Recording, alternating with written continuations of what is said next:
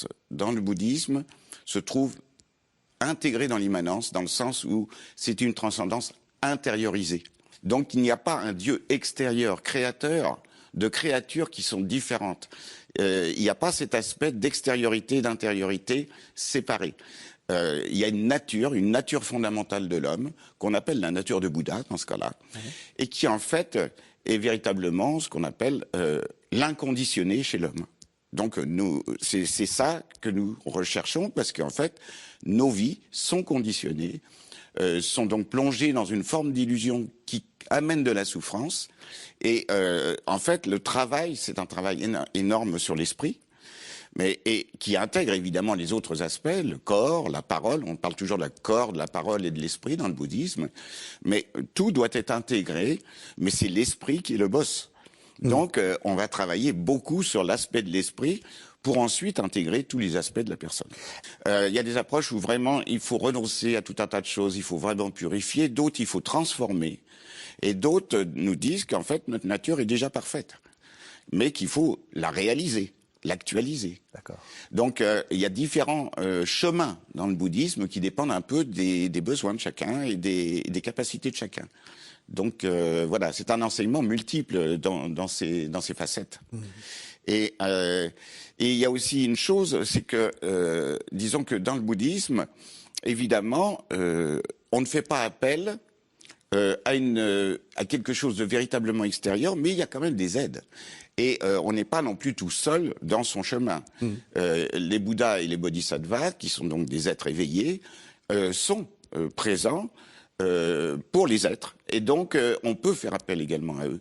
Donc, il y a un aspect également de dialogue et de relation. Hein. Donc, parce que souvent, on dit, oui, mais dans le bouddhisme, tout se fait à l'intérieur, donc il n'y a plus du tout de relation. Pas du tout, en réalité. Et puis, il y a une relation au monde, bien entendu.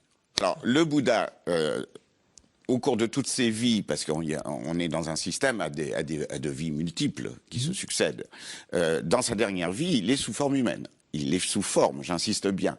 Ontologiquement, on ne considère pas que l'être humain est quelque chose d'ontologique. Oui. C'est une condition, parmi d'autres conditions possibles d'existence. Donc la meilleure condition, effectivement, pour atteindre l'éveil d'un Bouddha. Donc le Bouddha s'est manifesté dans sa dernière vie en tant qu'être humain, sous la forme d'un être humain, mais une fois qu'il s'éveille, il n'est plus un être humain. Il est au-delà, parce que c'est une condition humaine. Donc un aspect conditionné de l'existence. Il n'est plus conditionné. Il est dans l'inconditionné. Donc, s'il est dans l'inconditionné, il est au-delà du temps et il est au-delà de toutes les causes et conditions. D'accord. Donc, il n'est ni un être humain, ni un dieu, ni autre chose d'existant. Il est au-delà de l'existence habituelle. Voilà. C'est une autre condition. C'est une autre non-condition, en fait. Dans beaucoup de confessions bouddhistes, on explique vraiment, et surtout dans la tradition que je connais bien, qui est indo-tibétaine, on explique bien que les agrégats de cette vie, c'est-à-dire en fait le corps physique, évidemment, s'effondre au moment de la mort.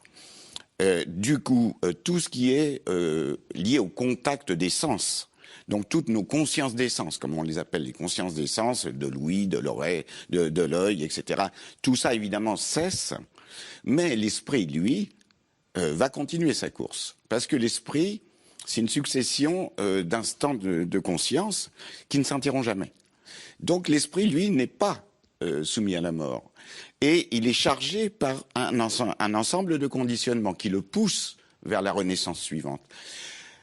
C'est un courant de conscience. Il faut prendre ça comme une sorte de fleuve qui traverse les frontières.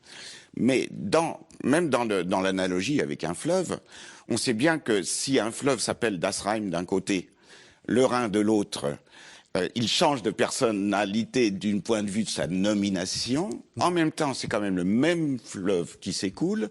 Il a traversé la frontière de la mort. Et il peut également charrier des débris d'un côté puis de l'autre. Ah oui, D'où les conditionnements qui continuent à être charriés par ce même courant de conscience. Il faut qu'il y ait continuité d'une certaine façon. Voilà, il y a une continuité. Donc on peut dire que la personne qui existe dans cette vie et la personne qui existe dans la vie suivante ne sont ni la même, ni une autre. Et il faut savoir travailler sur ces deux aspects qui paraissent paradoxaux. paradoxaux. Ni l'un, ni le même, ni un autre. Ni le même, parce qu'évidemment, notre personnalité va avec ce corps, et donc ça se désagrège, ça se défait. Mais la mémoire de ce que nous avons fait se prolonge et se poursuit dans la vie suivante. Mais c'est pas la même personne. C'est pas la même pas personne. Non, il n'y a pas une ontologie de la personne. C'est ça. Voilà. J'en profite.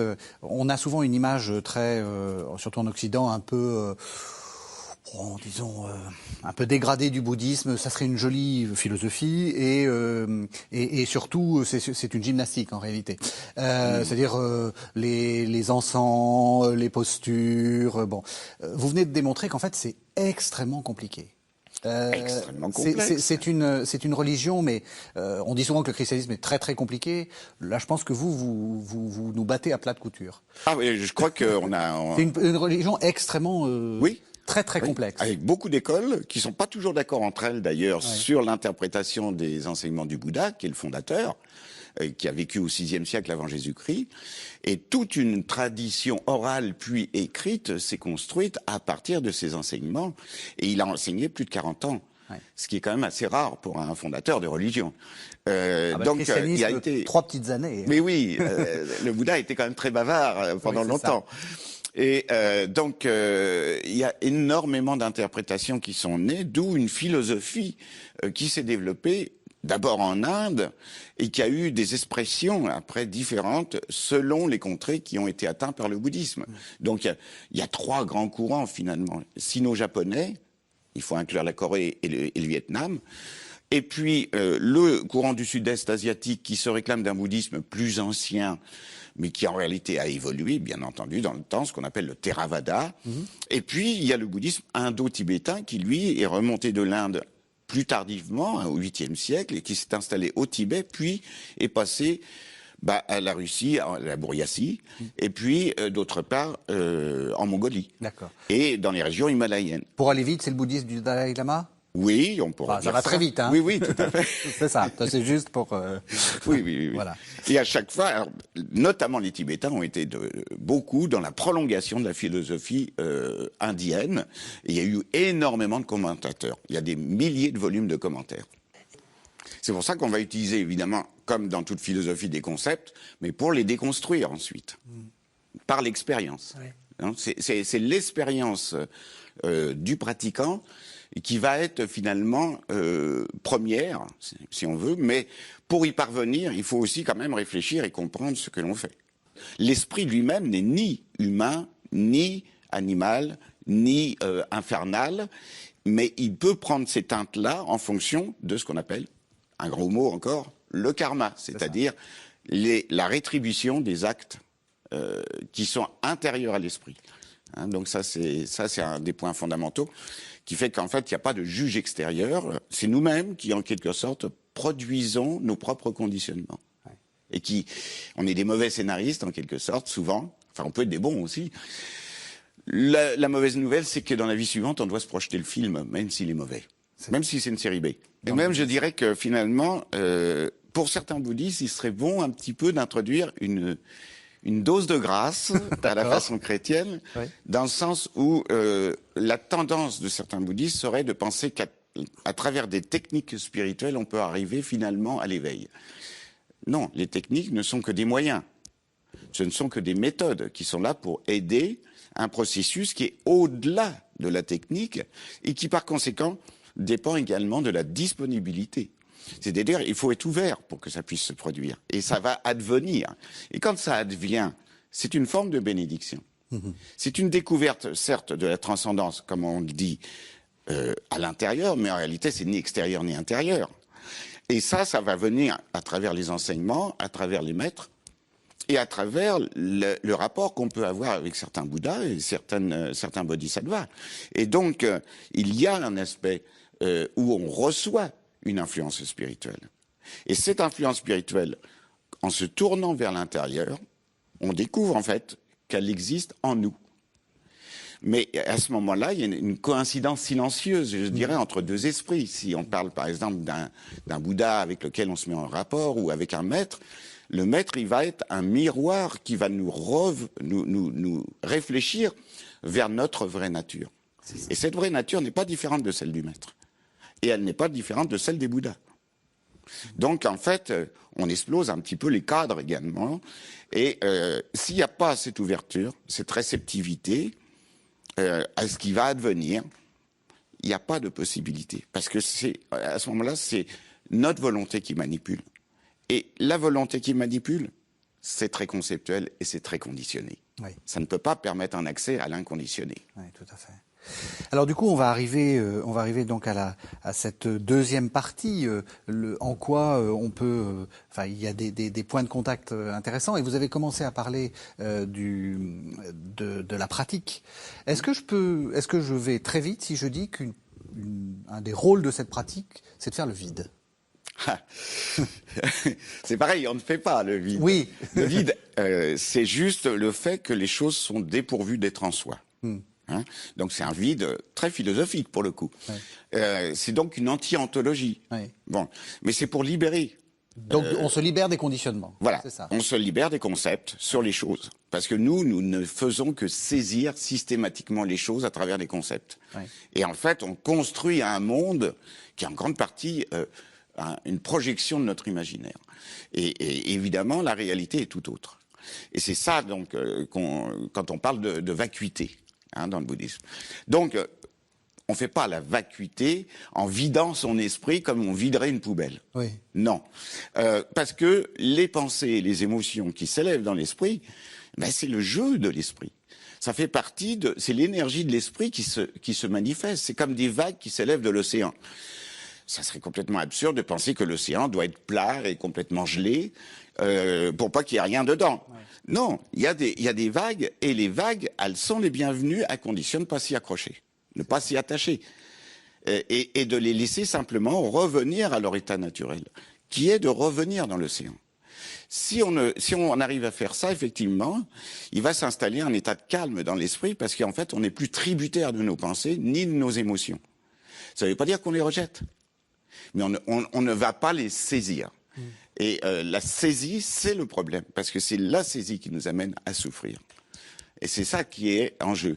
Donc dans la méditation, on reste tel quel, on essaye de demeurer dans un état où on laisse les choses advenir, effectivement, sans y toucher, tout simplement, sans y réagir. Notre problème, c'est la réaction.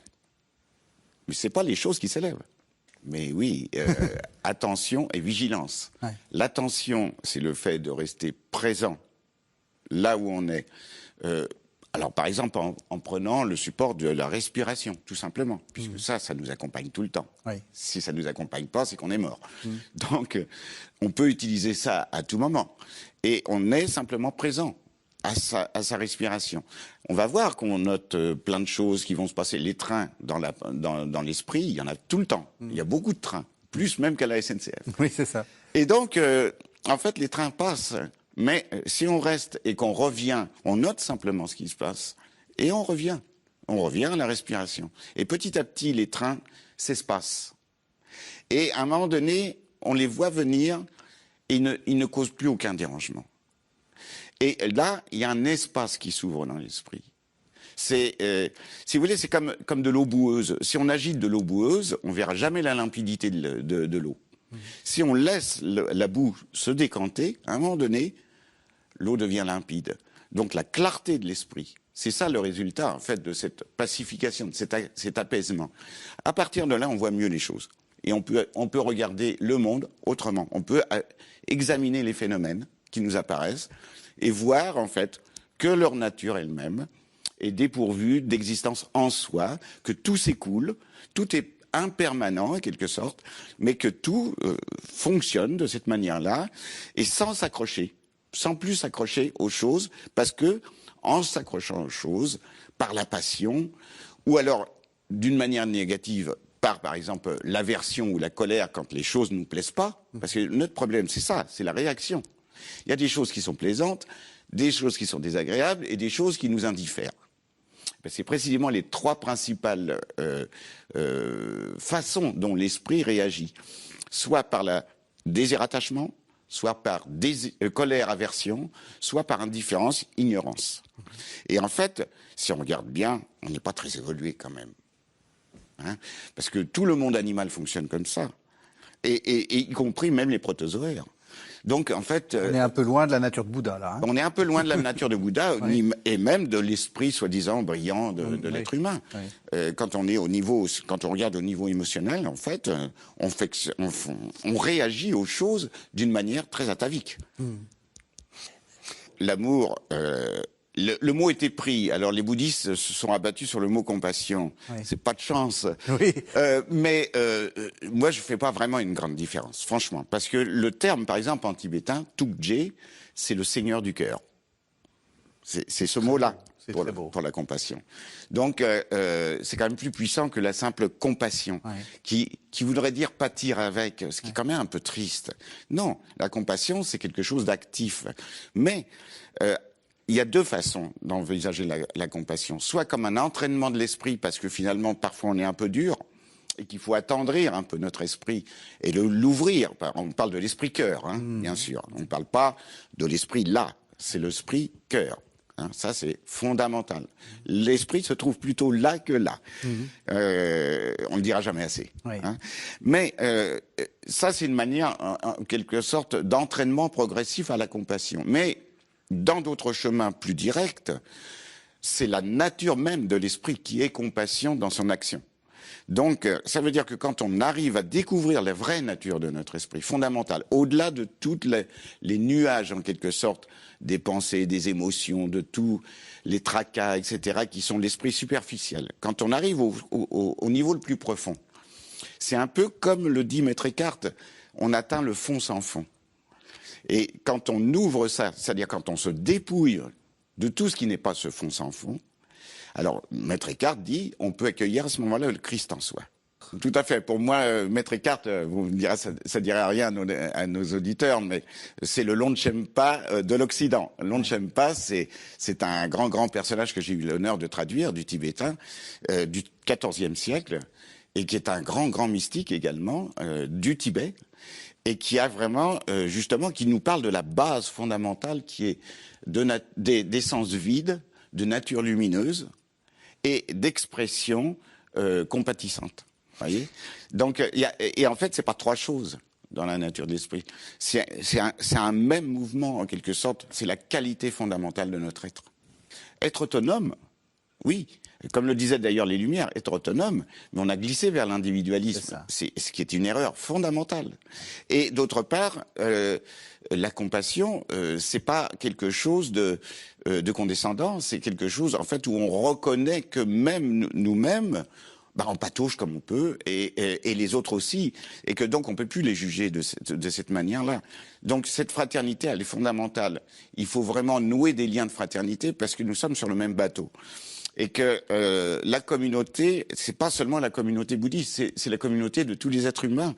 Et quand on connaît son esprit, quand on voit toutes les folies qui traversent notre esprit, honnêtement, on peut pas vraiment trouver encore le moyen de juger les autres à l'aune de leur propre folie, parce que en fait, elle est la même. Donc, au contraire, on peut justement souhaiter que l'esprit s'ouvre, souhaiter que la chaleur vraiment d'une relation avec les autres se déploie. Ça, c'est le plus important.